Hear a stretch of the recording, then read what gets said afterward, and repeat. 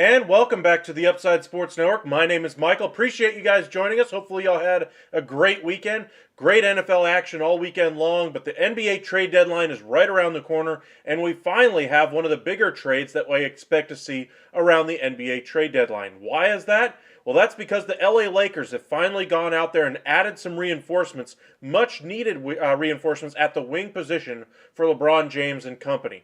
They brought in Rui Hachimura, who, if you're not familiar with him, he's a small forward, can play some power forward, can also guard the shooting guard as well, from the Washington Wizards, in exchange for 3 second-round picks and Kendrick Nunn as kind of a salary filler in the trade.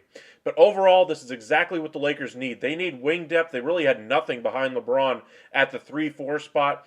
Anthony Davis, when he is healthy and in the lineup, he's probably going to play a small ball 5, if you will. LeBron's been playing kind of a small ball 4 for the past few weeks. We've seen them kind of go to a 3-guard lineup with Schroeder and Westbrook on the floor together with another guard, Austin Reeves or whoever they decide to put out there. But they need to get a little bit longer, a little bit more athletic at that wings position, and that's exactly what Hachimura is going to do. As a Dallas Mavericks fan, I was personally hoping he would go there. I thought he would fit perfectly to what they need, bring in some defense and still give you a little bit higher upside on the offensive end of the floor. The Lakers did a good thing here, bringing him in. He is going to be an RFA at the end of the year. We'll see if they're able to retain him, but it sounds like the Lakers are bringing him in with the intention of extending that deal in free agency. They want to be able to hang on to him after this season as well, and why not? When healthy, he's been very productive this year. We've seen him reach career highs in multiple games so far this year, and he's been a nice player so far for the Washington Wizards. Now for the Washington Wizards, the other side of this equation, they're getting the 2023 second-round pick from the Chicago Bulls. They're getting the 2029 Lakers second-rounder and the lesser of the 2 second-round picks between the Wizards and the Lakers. Now, the Wizards had already given them a second-round pick in 28 in a previous trade. This basically gives them 3 second-round picks going back to Washington. Now, the Kendrick Nunn, as I mentioned, is kind of salary cap filler. I think he'll probably get some run in Washington the remainder of the year. They've been trying to figure out their guard rotation behind Bradley Beal, of course, and then they still need to find some magic at that point guard spot. They drafted a guy in the top 10, Johnny Davis, and he hasn't really played much this year. He needs to get some playing time down the stretch. We'll see how much Bradley Beal plays, but the Washington Wizards have had kind of an up and down season. They have streaks where they miss or where they don't win like 6 or 7 games, then they'll go on a streak where they win 4 or 5 and look like a really good team. They're starting to perform a little bit better. And then they have Kristaps Porzingis right now go out due to injury once again in his career. Shocking, right? But the Washington Wizards are an up and down team, and they realize that they're not going to be able to hold on to Rui Hachimura, and they move him. I thought they might have held on to him into free agency just because they could try to get a sign and trade, try to get something back, a better value in return rather than just second round picks, but they decided to go ahead and get it done right now. Not bad, especially when you consider that you're adding 3 second round picks. I was expecting probably 2, maybe 1 and a decent player. They ended up getting 3 and contract filler that could become something a little bit down the road, or maybe even used in another trade to facilitate something else happening, but a good trade overall for the Washington Wizards. Now, as I mentioned, the Lakers absolutely had to add some size, and that's what they did here. Rui Hachimura is a very good 3-and-D type player, but he's not just going to stand in the corner and jack up threes. He's also going to drive it to the basket. He's a good slasher as well. He's a good rebounder, and he's very tenacious on the defensive end. He's kind of a long, 3-position type player. He's a kind of an average size, if you will, for the modern NBA for the power forward position. So I think in the closing lineups, we could see lineups that include Davis at the 5, LeBron at the 4, Hachimura, and then LeBron, of course, at the 3 with Schroeder and whoever else they decide to put at the guard spot, like Russell Westbrook or whatever else they might end up doing here at the deadline. Now, does this mean the Lakers are done here at the deadline? Absolutely not. I'm very curious to see if they decide to trade 2 future first-round picks to bring in some premium talent. By that, I mean the Miles Turner type deal with Buddy Hield possibly coming in. There's other trade opportunities out there. They had some interest in Kyle Kuzma in addition to Rui Hachimura, but ended up settling with Rui Hachimura. I'm very happy with that. If I'm a Lakers fan, I'm very happy with where he's at and what he could become in a Lakers uniform. Welcome in, Jose. Your thoughts on Artie Moreno saying he's now not selling the Angels. What do you think Ohtani and Trout will do?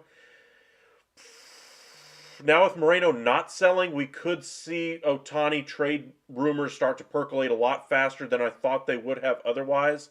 I thought the sale was supposed to try to get done before the beginning of the season. Since he's not going to be selling the team and he's not going to be under contract after this season, we could see those trade talks accelerate, especially as we get closer to pitchers and catchers reporting, with spring training coming up after that. World Baseball Classic is going to take him away as well. So you got a lot of things coming quick and fast and furious in the MLB offseason. So we'll see what happens with Ohtani. I'm still of the mindset that it's too early here for him to be traded. Just too much has to get done. I'm sure almost every single team would be interested in bringing him in, but it's going to take a king's ransom and then some. You're talking about 5, maybe 6 of your best prospects in your system just for 1 year of Shohei Ohtani, and he is worth it.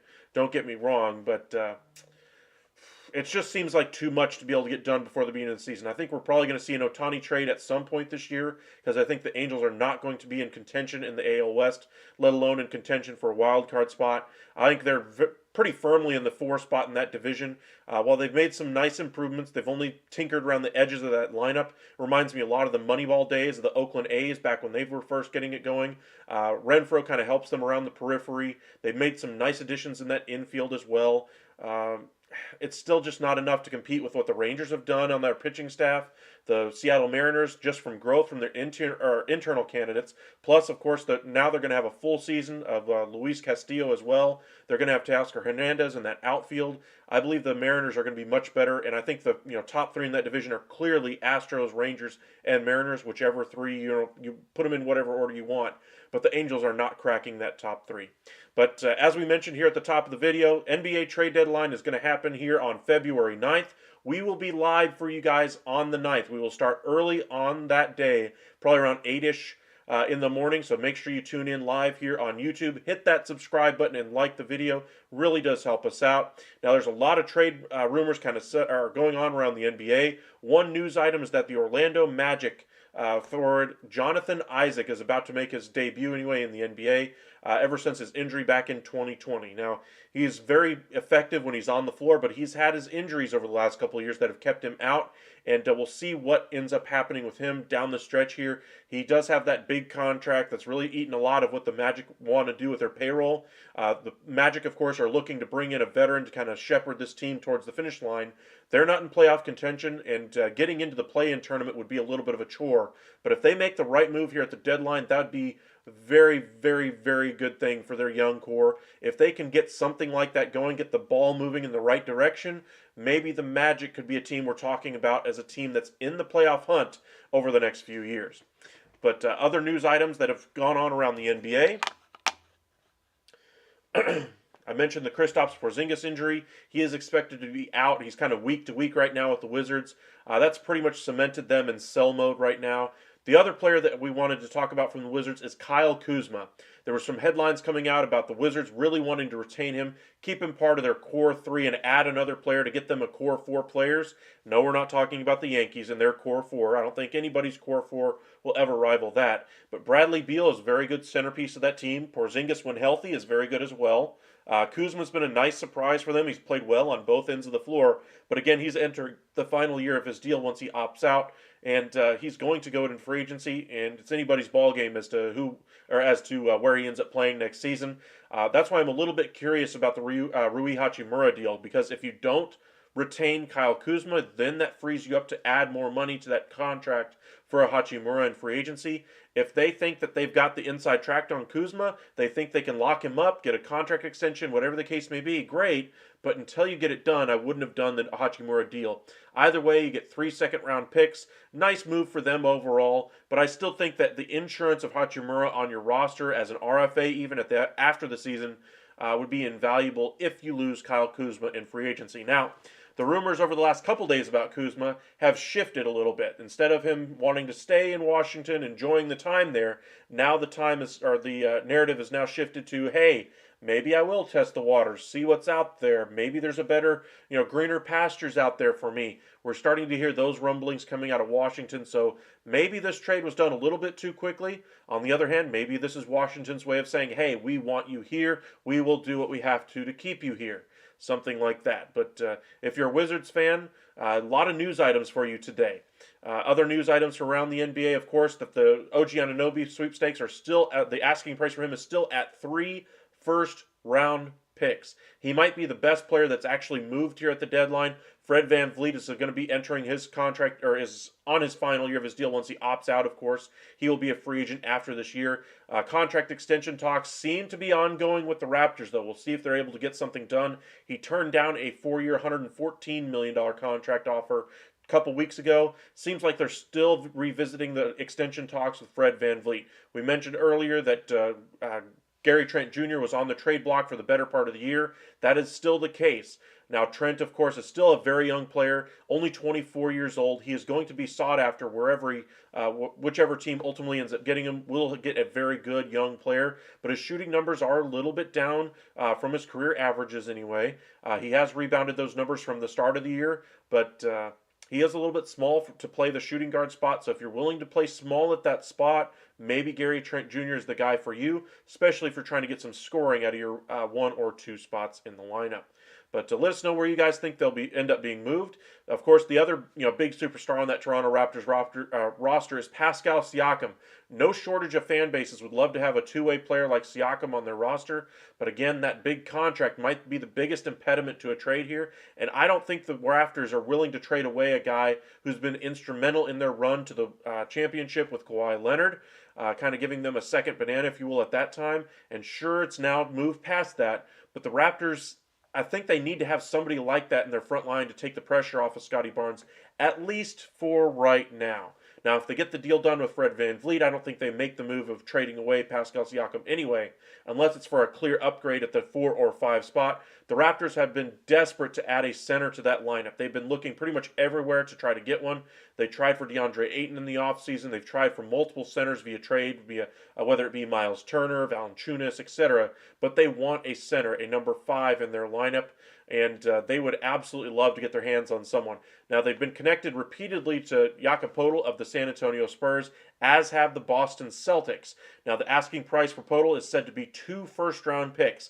Do I think he's worth 2 first-round picks? No. He's going to head into free agency and is expected to get around a $20 million contract. That's a little bit pricey. To me, this reminds me a lot of the contract that Davis Bertans signed with the Washington Wizards years ago. That big-time contract, 5 years, $80 million, I think it was at the time. And all of us kind of looked at it and said, hey, maybe at his best he's worth that. But at his worst, it's not going to look good. And we've seen his contract look at or completely, horrible. One of the worst contracts in the NBA right now. And he's not able to get any playing time to make that contract look any better. but at least it's not in the $30 million range. I guess it's the one saving grace for it, but that seems to me what Jakob Poeltl could ultimately have a contract in that range of. Now, if we're talking a $20 million deal, it could be even higher than what Berton's contract is. Now, Poeltl is certainly a better defensive player than Berton's ever could dream of being, so maybe that's where, him having the biggest impact is on the defensive end. If you're willing to pay $20 million a year for that, or give up 2 first-round picks and then lose the guy in free agency, I guess you make the move if you think he's the finishing piece on a championship roster, but I don't think he's either. And so I'd be cautious to whoever decides to go after him. Maybe a good rotation player and a first might be, enticing enough to the Spurs to be able to get it done. Plus, it would save some ammunition for other trades and for your future if you're unable to retain Poeltl. That might be the best way to go if you're interested in his sweepstakes.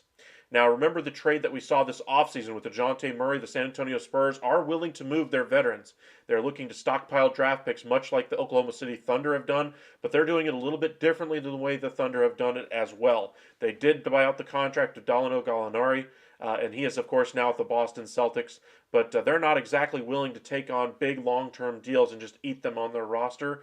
They're trying to improve and make some, subtle adjustments around the edges while retaining those draft picks. So we'll see what they ultimately decide to do. The DeJounte Murray trade, if you remember, had 3 first-round picks and Dalano Gallinari going to the Spurs. So if you're looking at a Poeltl deal, maybe something like that as salary filler, like the Danilo Gallinari deal was, might be something that works in your advantage if you decide to go that quality player and a first-round pick trade route.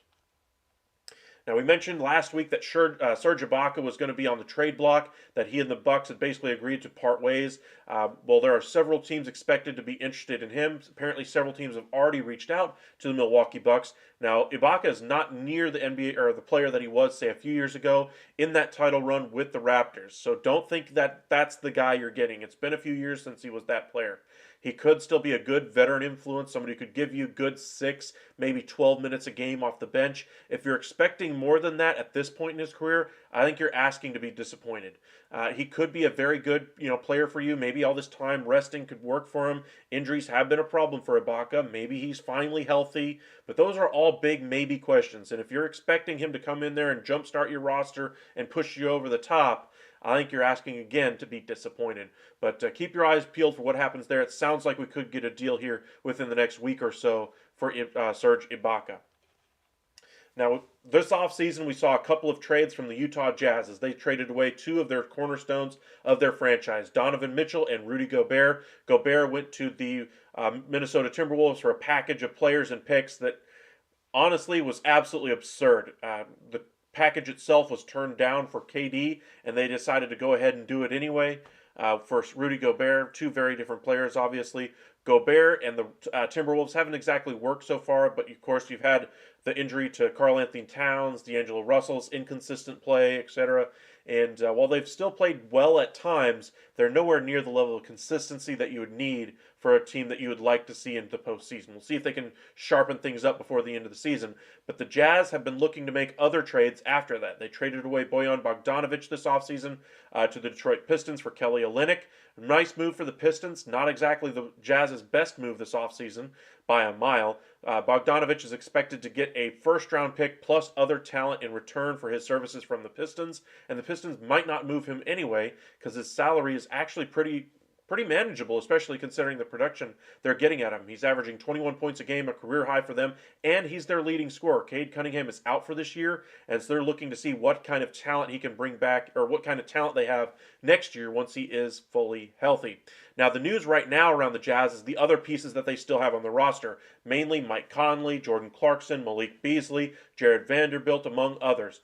Many teams are eyeing those guards, most notably the LA Clippers have been looking at Mike Conley. Malik Beasley's on a little bit more of a cost-controlled contract there, and he could be moved very easily here at the deadline. Of course, they still have Colin Sexton on their roster, and he's the guy that they wanted to kind of take over that Donovan Mitchell role, if you will, in that offense. So we'll see if moving some of these guards out gives a little bit more time on the court, flexibility in their lineups to have Sexton play a little bit more. But Malik Beasley, former sixth man, etc., maybe he goes to another team and gives them a spark off the bench. I know a lot of teams out there could use a spark like that off the bench, some scoring from that guard position. Malik Beasley could be your guy from the Utah Jazz. The last piece in that from the Utah Jazz is Jordan Clarkson. He is excuse me, the contract extension talks with the Jazz have not gone well, and he's still looking for a big payday this offseason. He's not closed the door on going back to Utah, but he is certainly looking at other teams going, hey, maybe I could fit in here, maybe I could fit in there. And if you're the Utah Jazz, you don't want to lose him for nothing this offseason, so keep your eyes peeled for what could happen there. There's a number of teams that could use that athleticism at the guard spot, and he's probably the most athletic guard that the Jazz have to sell here at the deadline. Beasley's probably the better offensive weapon, and Conley's probably more the aged wisdom player that you want to bring in as kind of run your team from the point for a short period of time while your star gets a breather on the bench, and then still not hurt you from eating space on the floor once your lead guy comes back into the lineup. Still shoots a good percentage from three when he's not asked to do too much. But the Jazz are expected to continue to sell here at the deadline. They've done a great job rebuilding this team on the fly. They're still in contention in the West, as hard as that, or as unbelievable as that is to say, after trading away their two best players. I take it back. Their three best players, including Bogdanovich. And by the way, they also traded Royce O'Neal to the Brooklyn Nets this offseason for a first-round pick. So they've done great things already, and yet they still have other pieces that they can move for even more first-round picks. We told you at the time the trades for Gobert and Mitchell brought them back enough talent on the NBA roster right now without the picks that they could still stay in the play-in tournament, and that's where I ultimately expect them to finish this season. Right now, they've been playing a little bit above their heads so far this year. I don't think anybody's really expected them to be this good, but they've certainly proved a lot of doubters wrong, especially after trading away so much talent this offseason. They've certainly proved to be a much better team than we all thought. Now, the only untouchables for the Jazz are said to be Kessler anyway, and Vanderbilt, I want to say, is the other piece that they did not want to move. But Vanderbilt would be a very good addition. Think of him as Larry Nance Jr. a few years ago. Could command a first-round pick, maybe 2 first-round picks. He's kind of an athletic, versatile big man that can play well on the defensive end of the floor. You can switch him onto 3s, 4s, and 5s and feel comfortable with him defensively. Now, if he's going up against, say, like a guy like Shaq, for instance, he's going to struggle. Almost every center in the league right now would struggle against somebody like that. So, for instance, the only players I wouldn't really trust him against would be like Valanciunas, Ayton, players like that. And so there aren't too many of those guys in the NBA right now. But Vanderbilt would be a great addition if you're looking for somebody versatile to defend for you at the wing or at the 4 or 5 spot and still be able to knock down some shots on the other end of the floor. But let us know in the comments section what you guys think here at the NBA trade deadline. Who do you think we're going to see moved? A lot of names out there on the trade market right now. Unfortunately, we didn't get to start right at 9 o'clock, but we did start a little bit thereafter. Been a very busy day for us here, and we'll get some videos pumping out for you later on this week. Unfortunately, we had a little bit of an outbreak at work anyway, but everybody's home resting up, so I got to pull an extra few hours, but still going to come in and do the lives with you guys anyway and try to get a video or two out while I'm pulling open to closes over the next couple of days. But once we get off of that and back to normal, we'll have a bunch more videos coming out for you guys, especially this Rui Hachimura deal. I want to go do a full breakdown video for you guys.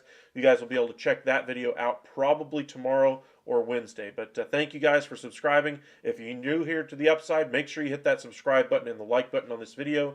Really does help us out. And we do cover the NBA, as we're mentioning the NBA trade deadline. We covered the MLB hot stove season all off season so far. That's not going to change. If anything big happens, we'll bring it to you. The NFL playoffs are still ongoing. Of course, we saw a lot of great action. Burrow, of course, was Burrow once again. Allen struggled as he has all season since week 6 anyway. And now we have a Burrow versus Mahomes AFC Championship game. Personally, I believe the winner of that game is probably going to win the Super Bowl. Hurts versus rookie Brock Purdy as the NFC Championship game. Now, Hurts and the Eagles have played well all year, but the 49ers certainly have the momentum right now. We'll see which team can, prevail in the NFC side, but it's going to be a very, very interesting couple weeks here in the NFL. Make sure you follow us here for that as well. And, of course, the NHL trade deadline is a few weeks away. We just saw Bruce Boudreau be fired by the by the Vancouver Canucks anyway. Rick Tocchet was brought in to be their new head coach, and they've got a lot of players right now on the trade block, including Brock Besser and Bo Horvat, two of their better players that they've had for the past 5 or 6 years. Both of them could be moved here at the deadline. Both of them could command multiple first-round picks. Jakub Chikrin, who I just watched play against the Dallas Stars, he's a very good puck-moving defenseman. The Coyotes have they've had a lot of luck with good young defensemen. They've struggled to develop any identity on the offensive end of the ice. Keller has been nice for them, but seems like Chikrin's time is up in Arizona. We could see him move to Edmonton for a couple of first-round picks as we get closer to the deadline in March. But thank you guys for joining us here tonight. Remember, every night at about 9 o'clock, weekdays anyway, until we hit the NBA trade deadline, we will be live for you guys. So make sure you join us every night, weekday night at 9 o'clock, and we'll keep you guys updated on everything that happens.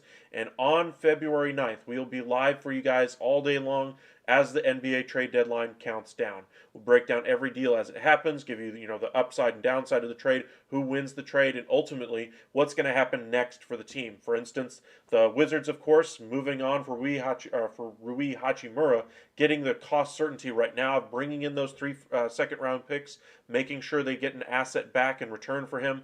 I thought it would have been nice for them to keep him around into the offseason because he is an RFA. They could have made this move after the season and made a sign and trade and tried to get a little bit more out of it. And it would also have given them protection in case Kyle Kuzma goes elsewhere. For the Lakers, they go out and get their free agency shopping done now because they wouldn't have been able to afford him and other free agents after the season. By getting Rui Hachimura right now, they retain his bird rights anyway.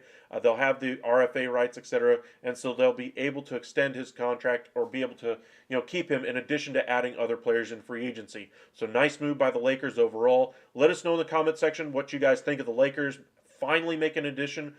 They needed some wing depth, and they finally got somebody who can give LeBron a break on that end of as far as that goes. We'll see how things work out for the Lakers down the stretch. They have some work to do to get to the play-in, stay in the play-in, and ultimately to make the postseason. But they have Anthony Davis, they have LeBron James. We'll see if they move Russell Westbrook and a couple of first-round picks before we hit the deadline. But things have gotten very interesting in Lakerland over the last 24 hours. But thank you guys for joining us tonight. We'll see you guys tomorrow.